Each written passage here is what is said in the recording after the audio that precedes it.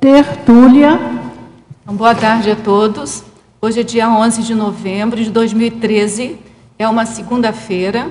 O verbete de número 2838, ele tem 6 páginas, 45 logias e 6 máximos. O tema é antiprocrastinação e foi elaborado na especialidade autodiscernimentologia. Quem redigiu o verbete é o veterano Leonardo Rodrigues. O Leonardo Luiz Guimarães Rodrigues, ele é professor universitário, graduado em farmácia e psicologia, especialista em acupuntura, brasileiro, natural do Rio de Janeiro, capital, voluntário da Conscienciologia desde 2010, docente em Conscienciologia desde 2010 e tenepsista desde 2006. A antiprocrastinação é a postura da consciência lúcida e cosmoética de atuar dentro da cronêmica evolutiva de acordo com a holomaturidade pessoal e em consonância com as responsabilidades intra- e extrafísicas assumidas. Na pensenologia, nós destacamos o holopensene pessoal da priorização evolutiva, a manutenção da autopensenização produtiva ao longo da vida intrafísica, o holopensene pessoal da interassistencialidade.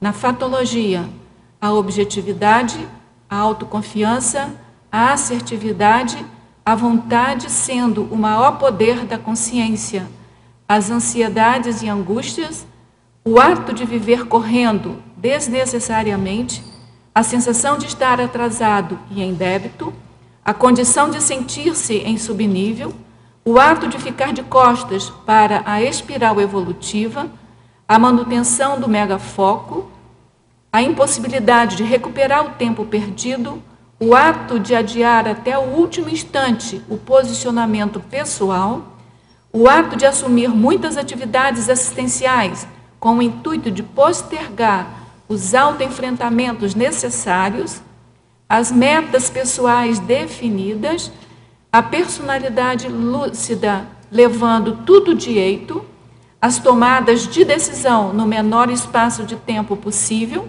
a consciência tranquila por ter feito o melhor dentro do contexto vivenciado. Na parafatologia, a autovivência do estado vibracional profilático, a autoconscientização multidimensional, os autocompromissos da paraprocedência intermissiva e a megafraternidade vivenciada. Na argumentologia, nós destacamos o parágrafo sintomatologia, no qual o verbetógrafo, conforme a holossomatologia, ele apresenta 15 consequências que a procrastinação pode causar, né, se ela for anticosmoética. Evitaciologia, sob a ótica da paraprofilaxiologia, o autor também, ele lista 4 atitudes procrastinadoras contrárias ao desenvolvimento da saúde consciencial, mapeadas a partir de cada veículo do holossoma. Está bem importante essa listagem, é importante que todos leiam também. Outro parágrafo que a gente dá destaque é a autopesquisologia, que, de acordo com a intermissiologia, são listadas 10 posturas procrastinadoras prejudiciais à interassistência, afetando a si próprio ou ao grupo evolutivo. Também temos aqui uma listagem intitulada Desculpas, na qual, considerando a holomaturologia, o verbetógrafo coloca 18 expressões simples, contudo significativas, podendo representar desculpas procrastinadoras e indicativas da falta de maturidade evolutiva próprias para a reflexão das pesquisadoras e pesquisadores. Ainda temos a terapeuticologia, que, do ponto de vista da autoconsciencioterapia, o verbetógrafo coloca 5 pontos a serem considerados, visando a autossuperação das postergações pessoais e o uso maduro do tempo consciencial. Na remissiologia, nós destacamos o aproveitamento do tempo, evitação do autodesperdício, prioridade, priorização da proexis e voliciolina. Frase enfática. A procrastinação dos compromissos proexológicos propicia o vazio existencial. Vontade rígida, mega priorização e mega foco no uso do tempo consciencial conduzem ao complexos nesta vida. Questionologia. Você compreende a importância de banir a procrastinação da ficha evolutiva pessoal? Na escala de 1 a 5, qual a avaliação do nível de auto-organização pessoal? Na filmografia, o Verbetógrafo coloca 2 filmes importantes aqui, e na bibliografia ele apresenta 3 fontes de referência. Agora vamos passar a análise elaborada, a mega-análise elaborada pelo João Paulo, do verbete antiprocrastinação. Ação, rotina, tempo, megafoco, profilaxia, coerência, cronêmica, antecipação, planejamento, exemplarismo, organizaciofilia, responsabilidade, holomaturidade, produtividade, objetividade, priorologia, voliciologia, proexologia, autopesquisologia e autodiscernimentologia. Antes agora de passarmos para as perguntas dos teletertulianos, nós vamos fazer a pergunta clássica para você. O que te levou a fazer esse tema de verbete e quais foram as suas pesquisas? Enfim, contextualiza para a gente a elaboração desse verbete. Não, eu decidi fazer o verbete porque eu tenho um traço de deixar as coisas para cima da hora. Mas como desafio pessoal. Então, eu tenho autoconfiança em fazer o verbete ou qualquer atividade. Mas o que é que acontece? Como se fosse um vício de adrenalina. Então, eu vou deixando para cima da hora. Quando falta 1 hora para fazer, eu chego, resolvo, faço, como um vício. Então, eu quero acabar com isso. Então, a ideia de não ficar correndo contra o tempo para fazer as coisas, mesmo sabendo que vai conseguir fazer. Então, é por isso que eu decidi escrever o verbete. Eu quero mexer nesse traço, nesse aspecto. Eu sei que muitas pessoas elas procrastinam por outros motivos. Eu acho que esse, pelo que eu estava lendo, não é o principal motivo. As pessoas procrastinam porque têm medo do enfrentamento, elas procrastinam para fugir de alguma reciclagem. Então, elas vão procrastinar por vários motivos, né? Fuga, insegurança, que não é o meu caso especificamente. Né? Mas é importante que você aborde todos os vieses, né, do problema para como eu vi que a maioria tinha a ver com isso, eu até foquei, teve uma parte bem expressiva no verbete, focando nessa parte que é da maioria. Mas tem os meus traços aí no verbete. Tá ótimo. A gente vai caçar esses seus traços para arrochar ele, né? Então vamos lá. Primeira pergunta ao verbetógrafo, professor Leonardo. Em Fatologia, página 29, segunda linha. Apesar de toda a tecnologia presente no século XXI, temos todos os dias multidões exercitando o ato de viver correndo desnecessariamente. Quando as pessoas, enfim, viverão com equilíbrio e ponderação? Por favor, comente o assunto. O que eu vejo dessa questão é realmente a gente vive um século que as pessoas estão no estresse constante, sempre fazendo um monte de atividades, assumem um monte de compromissos e sempre estão correndo. O que eu vejo disso aí, que eu acho que é um ponto importante do verbete, é a questão da auto-organização. Isso fala da dificuldade que a gente tem de se organizar, de planejar e de priorizar o que a gente quer. Então, a gente não sabe nem o que a gente quer direito, como é que a gente vai para algum lugar, como é que a gente direciona aonde a gente quer chegar. Então, eu acho que a primeira coisa é a gente definir onde a gente quer estar. E segundo, quais são as nossas prioridades pessoais. Porque tem muita, como ela falou, tem muita coisa hoje em dia, tem muita possibilidade de a gente desviar. Né? Muitas áreas para a gente dar atenção. Então, não tem como a gente não priorizar. Então, muitas pessoas até usam como desculpa a questão de tem muita coisa para fazer, então não dá tempo de fazer isso, e vivem correndo. E não fazem nada que tenha um conteúdo evolutivo. E isso vai fazer falta na frente. Então, acho que o verbete também quer chamar atenção para isso. A importância de a gente estar trazendo atenção para o que realmente é importante.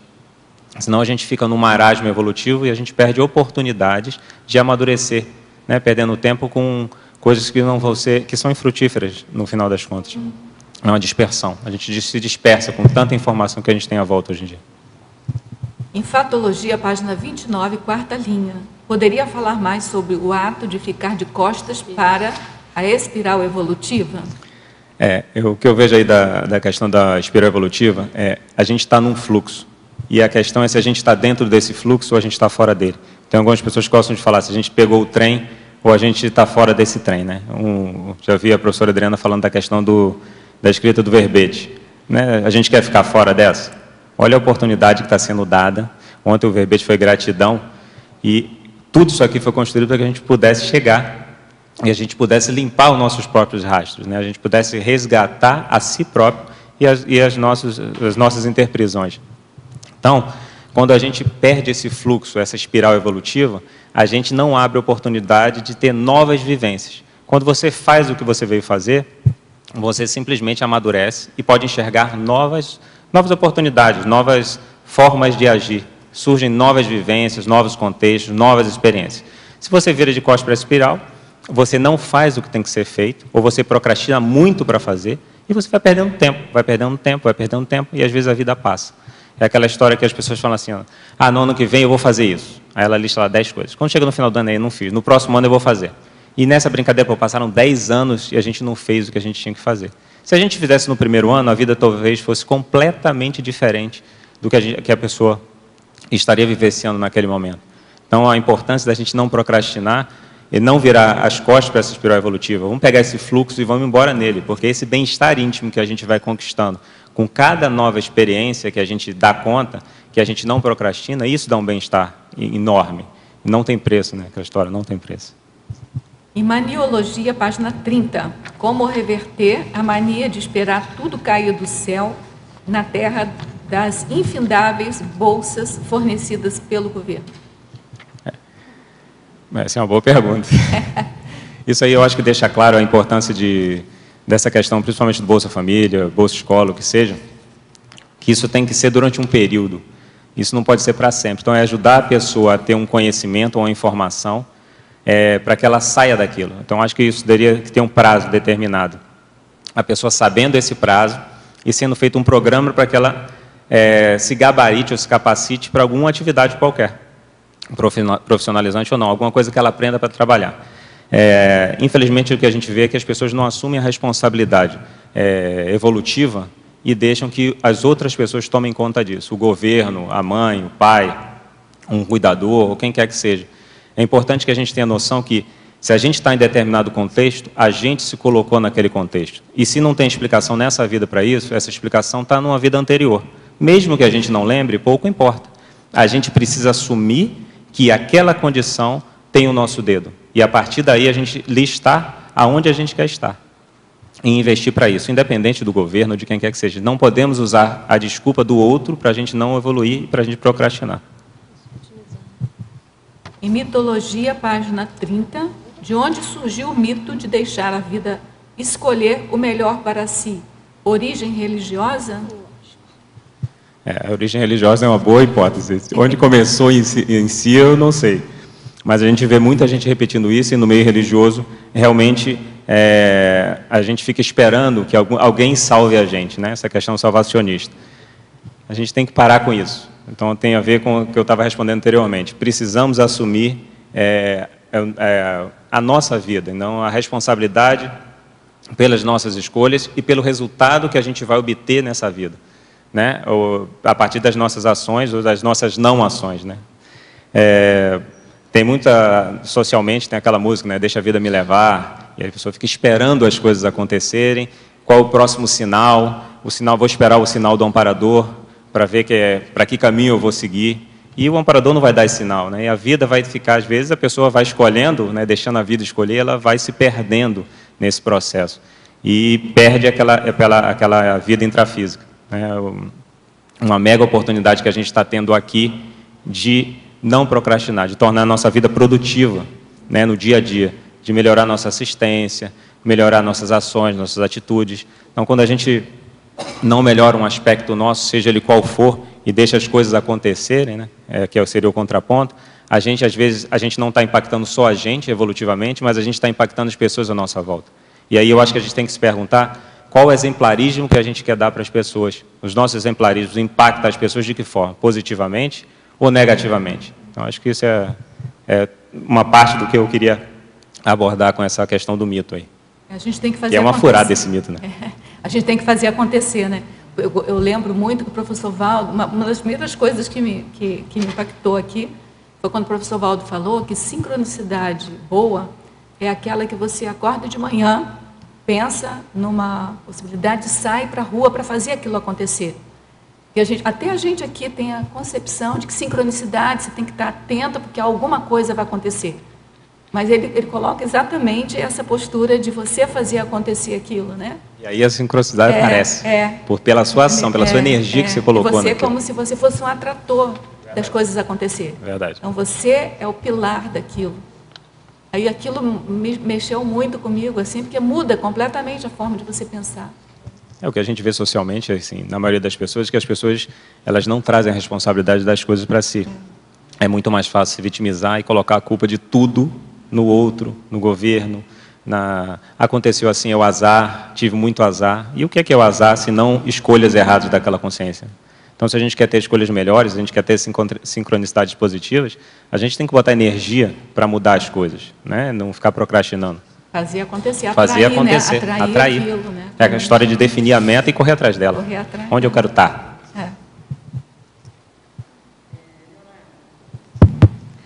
Na primeira página, no final da 6ª linha, o ato de assumir muitas atividades assistenciais com o intuito de postergar os autoenfrentamentos necessários. Depois tem outra.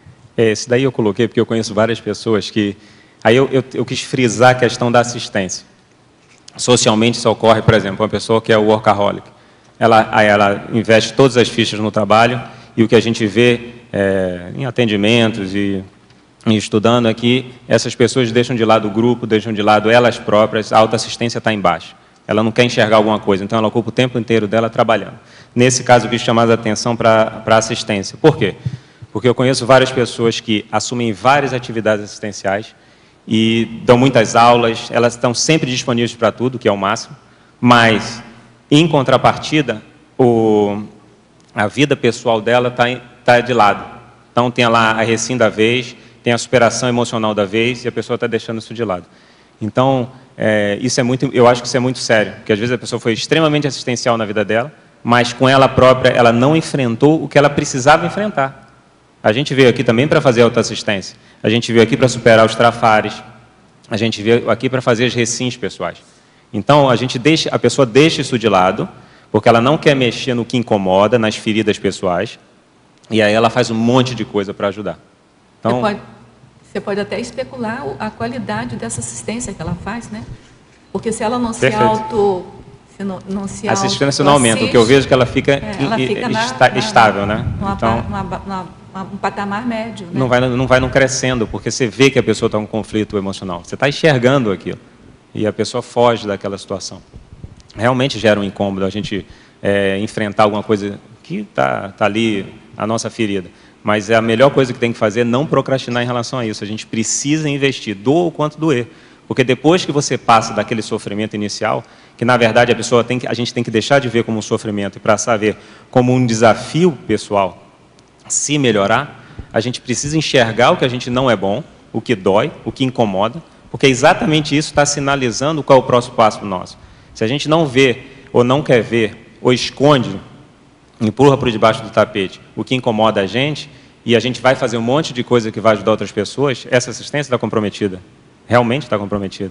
E a gente não cresce, não amadurece, e a gente está dando um exemplo, às vezes não é o melhor para as outras pessoas. É bem, bem significativo isso daqui. Agora, na próxima linha, na 8ª, a personalidade lúcida levando tudo a eito. Você poderia falar um pouquinho? Tá. Isso aqui é o que eu acho que é importante a gente fazer. Então, conheço pessoas que botam todas as fichas em uma única área da vida. E eu já vi isso muito em N pacientes que eu atendo, por exemplo. As pessoas botam todas as fichas no filho. Então, é aquela mulher que ela é excelente, ela ser responsável pelos filhos e fazer o melhor que ela pode. Mas o problema é que os filhos, no momento, eles vão sair de casa. Então, uma vez eu atendi uma senhora que o filho, ela não trabalhava, e o filho dela estava fazendo 18 anos e estava indo para a faculdade. E ela começou a ter uma síndrome de pânico a partir daí, porque ela já estava começando a vivenciar a perda daquele filho. A síndrome do ninho vazio, Isso. né? E aí, o que acontece? Ela só investiu em uma área da vida.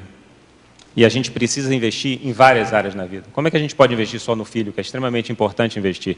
Mas como é que a gente deixa de lado as reciclagens pessoais, o processo evolutivo? Como é que a gente deixa de lado a dupla?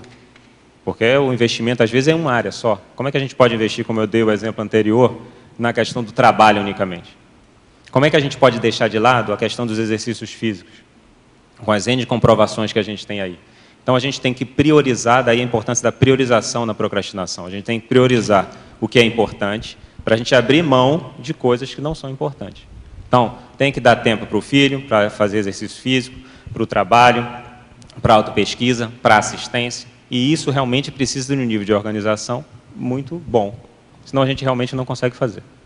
Leonardo, eu queria na página 31, por favor, tua listagem, interessante a sintomatologia. Eu queria que você falasse mais, eu acho que um dos maiores problemas aqui é o item número 13, as perdas financeiras, e depois a O item 13. 13. Uhum. A perda financeira, aí tem muito exemplo, né? Porque a gente acaba procrastinando decisões, e às vezes eu já vi isso em várias reportagens, e a gente perde dinheiro, literalmente. Demora para dar um posicionamento em relação à compra, aquele produto fica mais caro, demora para o investimento, perde o dia que seria o ideal para você ter um retorno financeiro melhor. Então, muita gente que tem prejuízo financeiro porque ela procrastina. Então, eu poderia pegar um outro exemplo saindo desse. São aquelas pessoas que, para criar o pé de meia, não toma ações ou decisões adequadas, e ela vai adiando aquilo dali. Por quê? Porque ela tem ganhos secundários.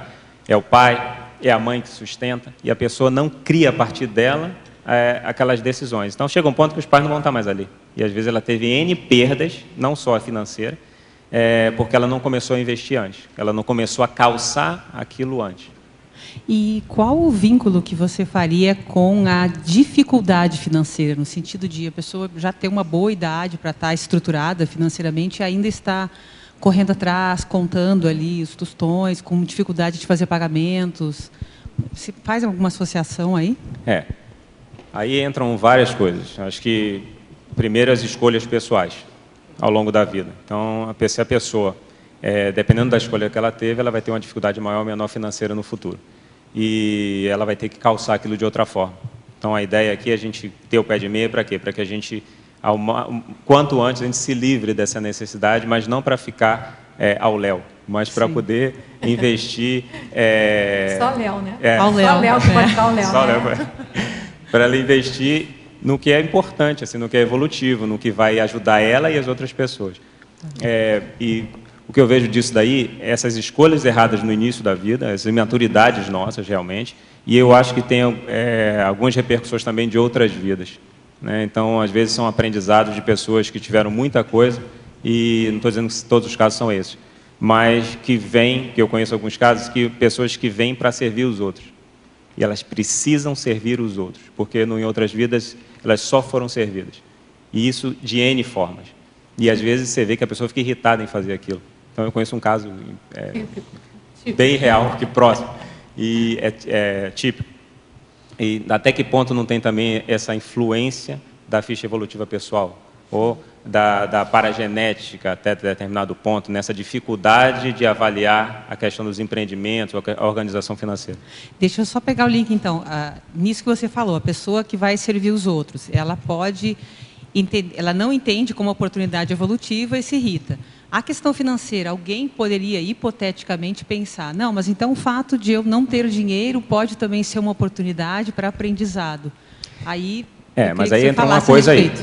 É uma oportunidade para aprendizado. E aí eu diria, é uma oportunidade para evoluir. Isso não quer dizer que a pessoa vai ter que viver naquela condição sempre. Se ela reciclar, se ela ressignificar essas questões pessoais, esses traços que ela tem que trabalhar, a questão do dinheiro vai fluir. Ela muda, né, a fase. Isso, ela dá uma virada nesse processo. Então, a pessoa não pode usar isso como desculpa. Entende? Independente da idade, ela pode dar uma virada nesse processo financeiro. E aí tem que ter o quê? Autopesquisa, tem que ter criatividade. Tem N cursos que vão falar sobre questão financeira, sobre organização financeira, que eu acho que essa pessoa, ela precisa mais do que a média. Entende? Porque ela não está vendo melhor. Ela não tem essa sinapse ainda formada. Então, ela precisa ter uma atenção maior a isso. Não podemos usar isso como desculpa para procrastinar. E como é que você vê o empreendedorismo aí nisso? Bom, o empreendedor ele já tem um traforzão, né? Porque ele tem um olhar e consegue concatenar as coisas de uma forma e de investir o tempo dele, investir o olhar, e ele ganha com isso. Então, ele tem, às vezes, um retorno muito maior do que uma pessoa que está trabalhando muito mais. Talvez, se ela parasse para refletir da forma que ele está refletindo, ou até pedir ajuda dele, talvez ganhasse também mais. Entende? Obrigada. Leonardo?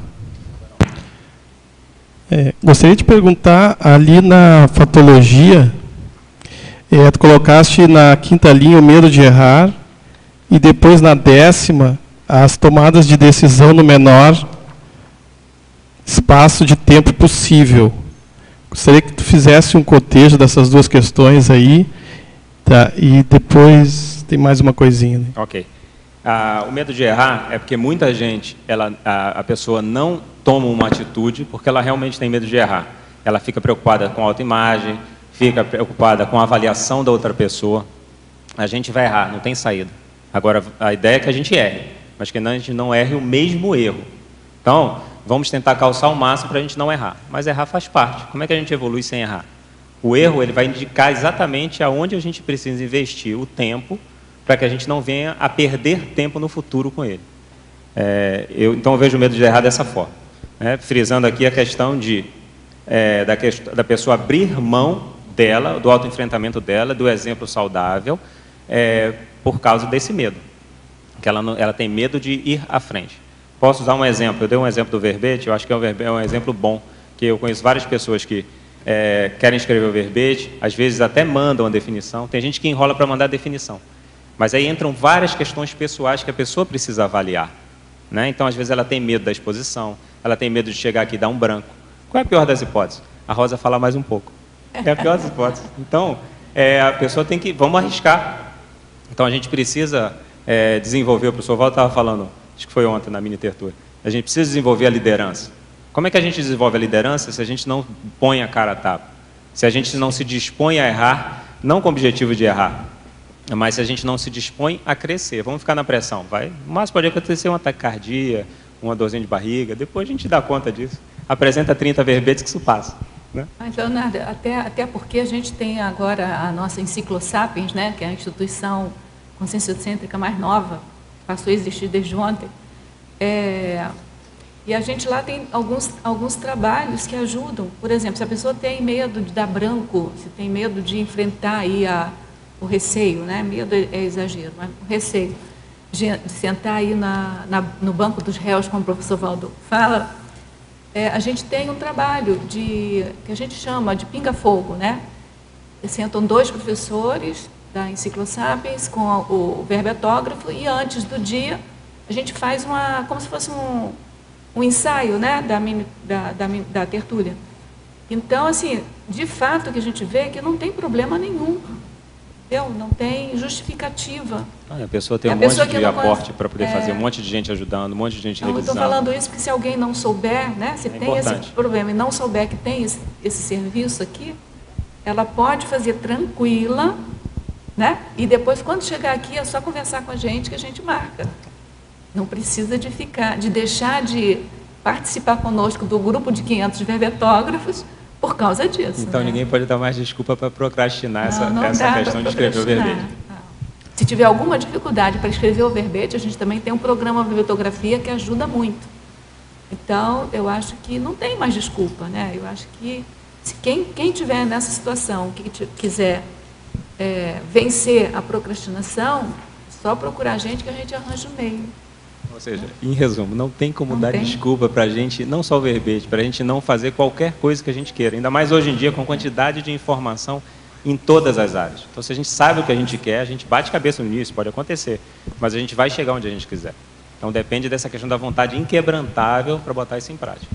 Não Leonardo, desistir, né? Posso perguntar? Desculpa, tem outra frase. Não, eu só queria que tu falasse ali das tomadas de decisão, só pelo seguinte, porque essa questão do menor espaço de tempo possível, eu fiquei pensando a respeito assim, ó, da reflexão também que a gente deve fazer para a tomada de decisão, né? Porque também não adianta o assodamento, né? A gente tomar decisão, tomar várias decisões se elas não forem bem pensadas, refletidas. Muitas vezes a gente erra, né? Depois se dá conta porque foi motivo, o erro foi motivo da rapidez da tomada de decisão, né? Então, eu gostaria que tu fizesse essa análise aí, porque me parece um pouco, vamos dizer assim, difícil, né, de fazer esse nível essa dosagem, né? Tomar a decisão, mas também ser uma decisão refletida, né? Por isso que eu coloquei, eu concordo exatamente no que você falou, por isso que eu coloquei a questão do no menor prazo possível. Se esse prazo possível, dentro de uma coerência, de uma lógica, vai demorar 20 dias, que demore 20 dias, mas você decida naqueles 20 dias. O que a gente vê, o que eu coloquei aí, é porque muita gente tem que tomar uma decisão e ela vai adiando aquela decisão, vai adiando aquela decisão, vai adiando aquela decisão, vai procrastinando aquela decisão, e isso vai interferir nela e nas pessoas que estão esperando, estão aguardando aquele posicionamento. Então, a gente tem realmente, como você falou, tem que sentar, tem que refletir, tem que pensar, tem que trocar com outra pessoa se achar que é válido, para que você vá o máximo calçado possível para colocar em prática aquela decisão. Nesse sentido que eu coloquei, exatamente nesse sentido. Então, esse menor espaço de tempo possível é o que é o menor, mas não quer dizer que é rápido, sem pensar. Certo, tá. Agora, é importante chamar a atenção para um conceito que a gente está trabalhando aqui, com o professor Valdo está incentivando, né, que é ataque e arritmia. Assim, a evolução exige que a gente resolva as coisas cada vez mais rápido, aí entra a cronêmica mesmo. Certo, entendeu? Entendi. Então, assim, tudo bem que a gente precise de 3 dias para resolver um problema, mas é porque o nosso nível evolutivo está exigindo. Perfeito. Que o ideal mesmo é bateu, valeu, entendeu? Chegou o problema, você sabe resolver em menor tempo possível, e aí entra a cronêmica. Por isso que eu coloquei. Arritmia, tá? E agora, só para lembrar, eu já, numa sessão de consciencioterapia minha, eu me coloquei como a pessoa que sabia refletir muito, e aí a conclusão foi que eu usava a reflexão para postergar. Certo. Entendeu? Então tem que ter esse perigo também. Meu tempo, eu preciso de 1 semana para pensar. Às vezes não é, às vezes a pessoa está refletindo ali, postergando. Então, esse limite, tempo necessário, então, são 2 questões cronêmicas aí. Certo. É o tempo de fato necessário e o tempo, a minimização desse tempo necessário, que é pela taquirritmia. Conquistado ao longo do tempo, né? Quanto mais rápido você conseguir decidir as coisas corretamente, que é completamente diferente de ansiedade. Certo. Perfeito. É por isso que eu coloquei na definição, está lá, atuar dentro da cronêmica evolutiva de acordo com a holomaturidade pessoal. É essa holomaturidade que vai fazer a gente demorar 1 hora, 5 horas ou 1 mês para tomar a mesma decisão, se a gente comparar algumas pessoas. Então, tem gente, quem está mais amadurecido evolutivamente, vai tomar essa decisão bem mais rápido. Tá, ok, obrigado. Leonardo, Tânia Guimarães aqui em cima. Por favor, aqui na primeira página, na fatologia, na 6ª linha de baixo para cima. A escolha de vivenciar o ciclo multiexistencial pessoal, holo maduro, ao invés do primário. Você pode desenvolver, por favor? Sim. O ciclo multiexistencial pessoal seria o quê? Essas idas e vindas de várias existências. Quando a gente está aqui no intrafísico, depois a gente vai para o extrafísico. Quando a gente está no intrafísico, a gente pode usar esse tempo de vida de forma primária ou de forma holomadura. O que seria essa questão primária? Seria a gente ter uma atuação egóica predominante, sem estar preocupado com as pessoas demais, ou a pessoa até se preocupa só com o grupo próximo a ela. A pessoa recupera apenas cons básicos ou unidades de lucidez básicas. Então, ela fala, anda e usa o tempo para turismo, apenas para turismo, que é super saudável, mas só usar para isso, ou para lazer unicamente, seria negativo. Ou seja, a pessoa vive em hedonismo, né? Ela vive num marasmo evolutivo. A questão da holomaturidade, a pessoa vai investir na questão evolutiva. Então, ela vai ter ações ou metas interassistenciais, ela vai ter metas autoassistenciais, ela vai trabalhar com as energias, ela vai procurar se projetar lucidamente. Então, ela vai usar aquele tempo para produzir uma escrita pessoal, que vai ajudar um monte de gente, vai atuar polikarmicamente, então, ao invés de só egokarmicamente. Então, na questão holomadura, ela atua egokarmicamente, grupokarmicamente e polikarmicamente. As ações dela, ela usa aquela vida para isso também. Ela tem lá o lazer dela, ela tem o turismo dela, mas de forma madura. Seria nesse sentido que eu coloquei essa questão de vivenciar o ciclo multiexistencial pessoal de forma madura, né? O holomaduro. Então, ok, muito obrigada. Leonardo. Essa ideia, desculpa, só para fechar, essa ideia eu tirei do livro da Bárbara, Diário de Autocura, né? Ela fazia esse contraponto entre o ciclo primário, o ciclo multiexistencial primário e o ciclo multiexistencial holomaduro, né? Dentro da experiência dela. Leonardo, veja só, eu queria saber de você, diante desse tema seu aí, antiprocrastinação, qual foi, digamos assim, a seção do verbete que você foi mais impactante, foi mais difícil de você escrever, em função do tema, né? Que provavelmente acho que você vivenciou isso aí.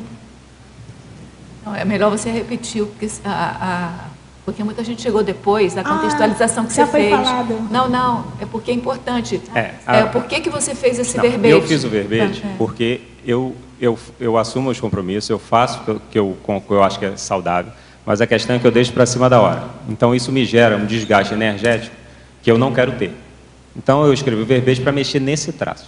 Só que quando eu fui pesquisar isso, comecei a ver que a maioria das pessoas não procrastinam por causa disso, tá certo? Elas procrastinam por medo, por insegurança, por fuga de autoenfrentamento, por esse motivo. Na minha pesquisa, eu achei que isso predominou, tá certo? Eu sei que muita gente, por exemplo, deixa para estudar em cima da hora. Procrastina o estudo e deixa para estudar em cima da hora, por vários motivos, tá certo? Às vezes é desorganização do tempo. Então, eu quero otimizar o máximo possível o meu tempo. Para otimizar o máximo possível o meu tempo, eu fui ver se tinha a antiprocrastinação no verbete. Não tinha, falei, esse daí eu vou escrever para ver se eu mexo nesse traço. Foi com esse objetivo. Leonardo. Agora, a sua pergunta já foi respondida? No caso, você quando foi escrever o verbete, diante dessa tua autopesquisa aí, qual foi a seção do verbete que, digamos assim, que você teve mais dificuldade, que foi mais impactante, que você teve mais aprendizado, que você teve uma superação maior? Eu vou dizer do que eu gostei de escrever mais. Assim, eu não tive uma dificuldade em escrever o verbete. Eu não posso dizer que eu tive a dificuldade em uma área específica.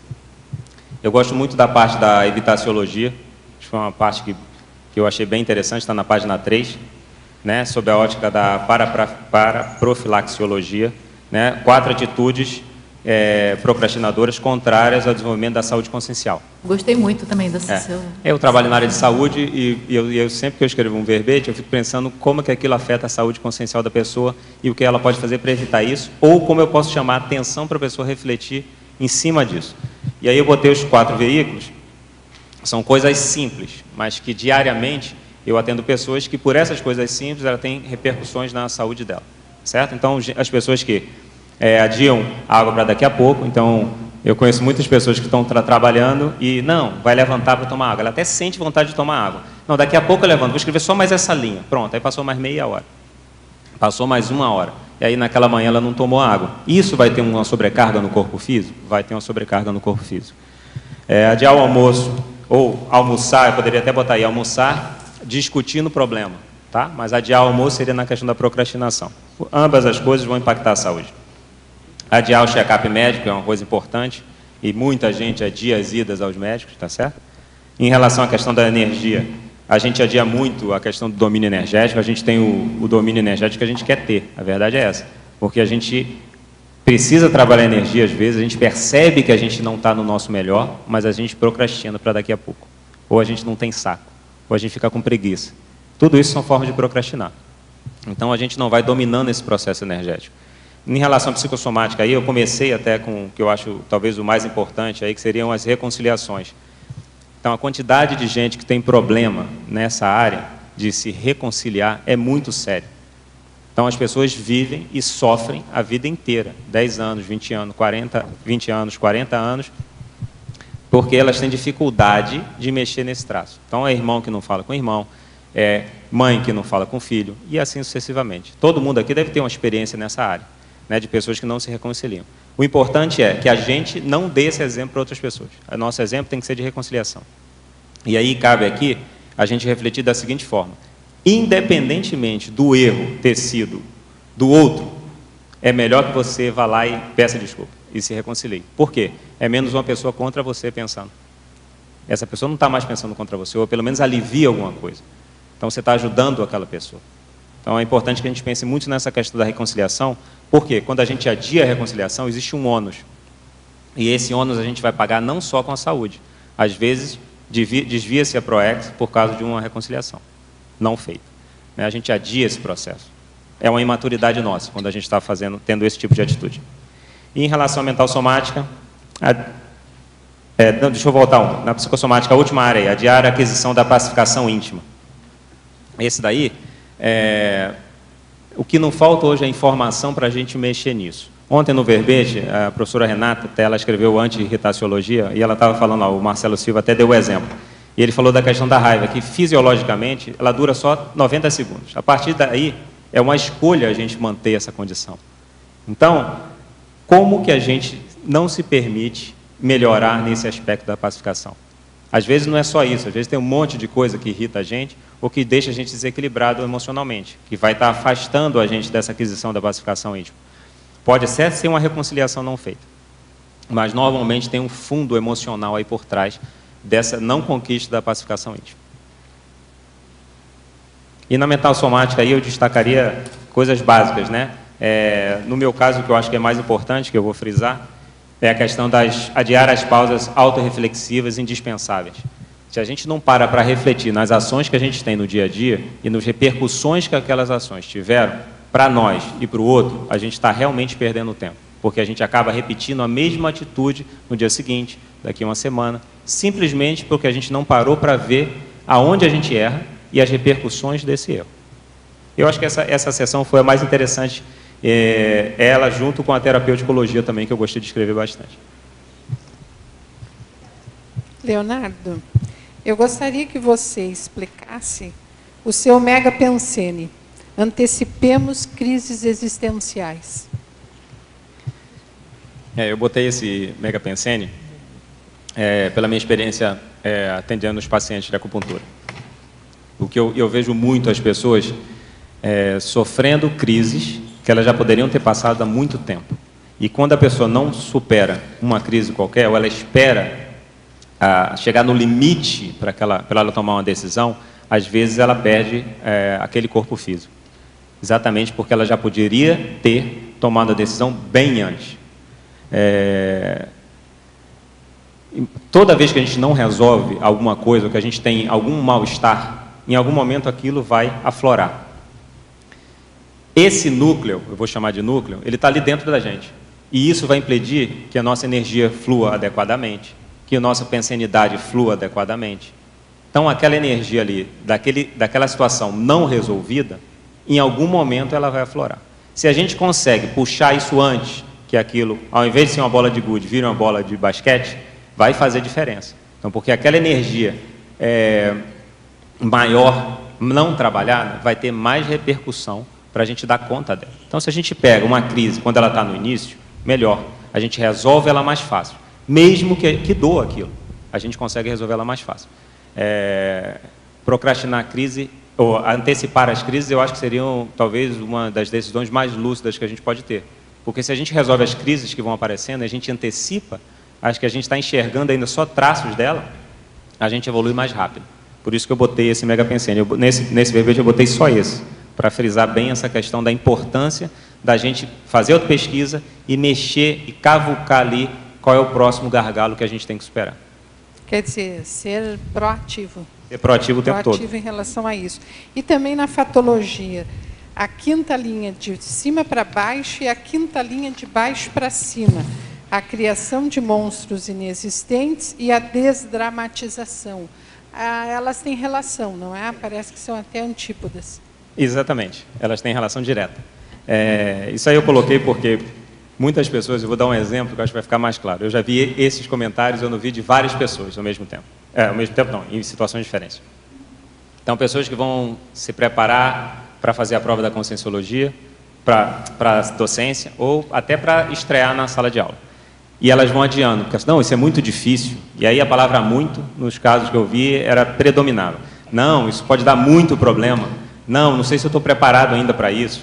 E a pessoa vai adiando aquilo dali, dramatiza, cria um monstro, como se fosse tão difícil fazer a prova. Todo mundo aqui tem experiência de algo que, na vida pessoal, ia enfrentar e achava que era muito mais difícil. E quando a gente faz, a gente vê que não é tão difícil assim. Então a gente cria esse monstro e ele realmente atrapalha e acaba a gente perdendo muito tempo quando a gente fica dramatizando as coisas. Os dois realmente têm relação.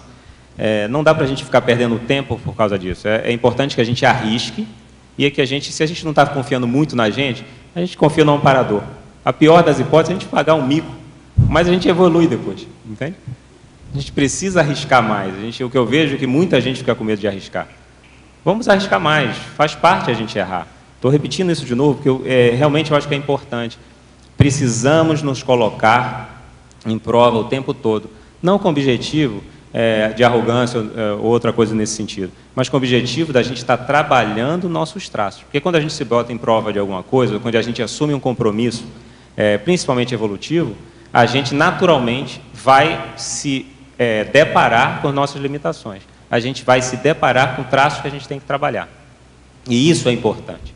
Então, quando a gente procrastina, vivenciar coisas novas, a gente procrastina se deparar com esses traços positivos que a gente tem, esses trafores, e com os traços negativos, os trafares. E isso atrapalha a conquista de um bem-estar íntimo mais antecipadamente. E na tua experiência profissional, essa dramatização diária, essa criação de monstros, como é que é feita a somatização desses atos, né? Tanto um quanto do outro? Quando a pessoa ela não se coloca numa condição de atuar de uma forma melhor ou assumir um compromisso, na verdade entra aí tanto a desvalorização, e aí ela sabe que ela precisa ter uma atitude melhor, uma ação melhor, e ela não tem essa ação, isso pode gerar também autoculpabilização, autovitimização, e isso naturalmente vai impactar o holossoma dela. Então as pessoas bloqueiam energeticamente os chakras, elas emocionalmente ficam comprometidas por se vitimizarem, e muita gente fica muito frustrado, triste, chora o tempo todo. Então tem várias formas disso se apresentar fisicamente. Então às vezes a pessoa, até que ponto ela não está vivenciando uma frustração na vida dela, uma insatisfação de uma coisa que ela adiou durante muito tempo. Vou dar um exemplo de uma situação. Uma vez eu estava dando uma palestra no Instituto e, no final da palestra, veio uma senhora, ela devia ter em torno de uns 73, 75 anos. E ela veio falar para mim o seguinte, é uma pena eu não ter colocado em prática tudo isso que eu acessei. Eu acessei essa informação, eu conheci o professor Valdo, e eu acessei essa informação nova. E desviei, e escolhi não mexer nisso. E agora eu sei o quanto que eu perdi. Né? Mais de 40 a 45 anos que eu poderia estar envolvida nisso, reciclando um monte de coisas. Foram as palavras dela. Então, até que ponto isso emocionalmente não vai dar uma melinha nela? Ela já estava em melinha ali falando comigo. E fisicamente, ela poderia ter tido outros problemas. Então, o que eu vejo no consultório, por exemplo, é muita gente, às vezes, com pressão alta, porque não toma atitudes. Porque, às vezes, vive num relacionamento que já acabou há muito tempo, e a pessoa tem medo da nova experiência que ela precisa ter. Ela tem medo de encarar as consequências daquele sentimento que ela não tem mais. Então, em vez de ela enfrentar aquilo, ela passa 20, 30, 40 anos escolhendo sofrer por uma dificuldade. E ela se vitimiza, ela se sente a pessoa mais injustiçada do mundo, e aí desenvolve o quê? Hipertensão, desenvolve algum problema cardíaco, desenvolve problema nos rins, que tem muita relação com medo na medicina oriental. Então, ela vai apresentar sintomas físicos relacionados com aquele traço emocional que predomina. E isso vai impactando o corpo dela. Muito obrigada. Deixa só para reforçar. O problema nosso aqui não é a gente repetir, quando a gente tem uma emoção qualquer. Claro que a gente tem que ir significando as emoções cada vez mais. Mas o que eu vejo que mais gera problema de saúde é quando a gente tem uma emoção que ela não é positiva e a gente repete ela. Essa repetição frequente que vai desequilibrar o soma, o energossoma, vai impactar o emocional, o órgão relacionado com aquela emoção, e vai estar relacionado com algum pensene não maduro, entende? Leonardo, por favor, ali na fatologia, na linha 5, a impossibilidade de recuperar o tempo perdido. Você vê assim, alguma relação também com o sentimento de saudosismo? Pode entrar nessa parte? Poderia, né? Foi o exemplo dessa senhora que eu dei. Ela falou realmente com uma frustração, com saudade daquele tempo, há 40 anos atrás, que ela poderia ter tido ações melhores. Então, o tempo passou, a gente não vai recuperar ele. Se a gente precisava ter uma atitude positiva ou negativa, ou uma atitude negativa que aconteceu, ok, a gente não vai recuperar aquele tempo. Aquela atitude negativa ou positiva passou. O que você pode fazer a partir dali, que eu acho que é que as pessoas precisam olhar, em vez de ficar se culpando porque errou, é parar para pensar o seguinte: o que é que eu posso fazer hoje, com a realidade que eu tenho agora? Essa senhora mesmo, talvez ela tenha mais 10 anos de vida, mais 20 anos de vida. Então, até que ponto ela não precisa, nesse período, o que é que eu posso fazer para recuperar alguma coisa? Porque se ela continua se culpando, se vitimizando, aí que esse tempo mesmo que vai embora, aí que é pior ainda. Então, a gente não pode usar a desculpa de que a gente errou, que perdeu tempo na vida. A qualquer momento a gente pode acordar, arregaçar as mangas e colocar em prática o que a gente quer. Claro que nesse momento que passou muito tempo, a gente tem que ter um nível de priorização muito maior do que uma pessoa que está no início da vida. Eu vejo nesse sentido. Certo. E só para finalizar, entra a questão da decidofobia, eu acho aí também bastante, né? Como um escondimento, talvez até, para procrastinar. Pode ser relacionado assim? Pode ser. Eu botei na página 2 lá em fobiologia, eu botei a decidofobia, exatamente o que você está falando. Por quê? Porque muita gente ela não toma as decisões ou não assume as responsabilidades e ela vai procrastinando por medo de decidir as coisas. Né? Medo de se responsabilizar pelaquela situação que ela está decidindo. Então, às vezes, ela prefere esperar que outra pessoa decida, porque aí ela não tem a responsabilidade daquele erro. Então, a pessoa que realmente tem medo de decidir as coisas, ela tem que investir o máximo possível. E ter a consciência tranquila que a gente vai errar. Erre com classe, não tem problema nenhum. Tá certo? Certo, muito obrigada. Mas erra uma vez só. Na parafatologia aí, na penúltima frase, os altos compromissos da paraprocedência intermissiva. Esses altos compromissos que você se refere aí, te ajudou a superar essa antiprocrastinação? Eu não entendi a pergunta. Os altos compromissos da paraprocedência intermissiva, essa coisa aí do extrafísico, de que forma te ajudou ou se te ajudou... no meu caso, tá. A superar isso aí? Eu durante muito tempo, tinha a sensação que eu estava sempre em subnível. Então, eu falei assim, eu tenho que fazer mais, eu tenho que produzir mais. E isso acaba me acelerando. Então, no meu caso, eu botei na cabeça que eu tenho que produzir, em N áreas. Então, em relação à docência, em relação à escrita, eu me coloquei metas. Tá? Por quê? Porque eu acho que eu fiz curso intermissivo, eu tenho certeza que eu fiz curso intermissivo, e a partir daí, uma não ação minha, eu impacto não só a mim, mas as pessoas que estão esperando um exemplo diferente. Não só extrafísicas, para me verem atuando de forma diversa do passado, mas as pessoas que eu vou estar dando exemplo negativo.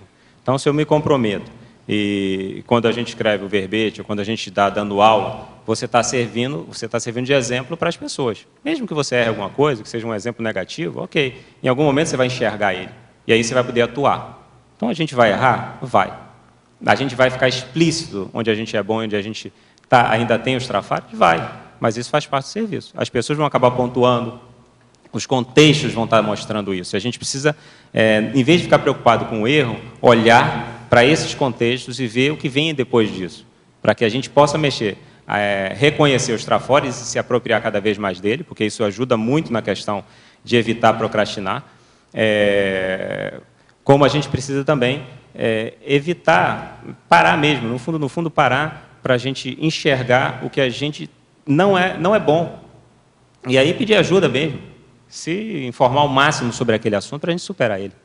Acho que é bem isso. Leonardo, em autopesquisologia, página 32, poderia expandir o exemplo número 4, adiar a definição aguardada pelo grupo evolutivo? Ah, tá. Às vezes o seu grupo está esperando que você tome um posicionamento pessoal. E aí, quando eu botei grupo evolutivo aqui, esse grupo evolutivo a gente poderia até pensar dentro de uma instituição conscienciocêntrica, tá certo? Mas a gente pode ampliar isso aí para um grupo familiar. Às vezes a família está esperando uma decisão sua, ou um posicionamento seu. Você não precisa falar aquele posicionamento. Às vezes é uma atitude diferente que vai estar demonstrando, ou que vai dar, mostrando para aquele grupo uma condição melhor. Em relação ao grupo evolutivo, às vezes, quem está liderando precisa tomar uma decisão.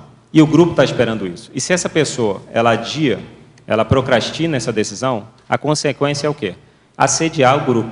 Então, as pessoas vão ficar sem ter o que fazer, as pessoas vão começar a falar mal, as pessoas... Então, você acaba gerando... Olha o comprometimento que você tem, ou que a gente tem, de uma forma geral, quando a gente não se posiciona em relação ao grupo ou a si próprio, tá? Aqui, no caso, eu estou chamando atenção ao grupo. Precisamos nos posicionar, principalmente quando tem outras pessoas envolvidas. Porque senão a gente vai acabar assediando essas pessoas. E aí entra a questão da interprisão que a gente vai acabar criando nesse processo. Que em algum momento a gente vai ter que limpar aqueles erros daquela procrastinação que a gente pode cometer. Tá certo? Como o verbetógrafo observa a relação entre a cultura e o ato de procrastinar? Pelo que a tradição portuguesa e espanhola na América Latina trouxe uma relação... Penso que a tradição portuguesa e espanhola na América Latina trouxe uma relação pouco objetiva de nossos povos com as dificuldades da vida.